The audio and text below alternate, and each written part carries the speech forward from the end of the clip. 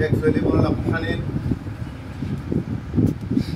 কর্মজীবন, আইডিওলজি বা চিন্তাধারা আর সুবিধে সমস্ত কিছুর উপরে তথ্যের উপর ভিত্তি করে উনি পিএইচডি করেছেন এবং হয়তো আরও বই লেখার জন্য উনি এখন নিজেকে প্রস্তুত করছেন।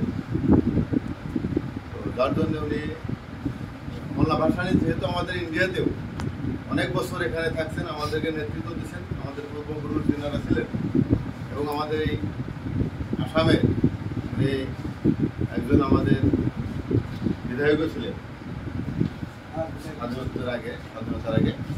তো ওনার ম্যাক্সিমাম বয়সটাই এখানেই কিন্তু উনি অতিবাহিত করছেন।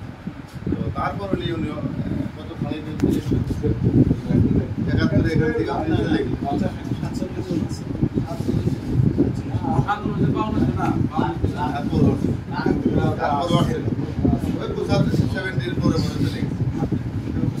বয়স ওনার যেটা মানে আমাদের ইন্ডিয়াতেই অতিবাহিত।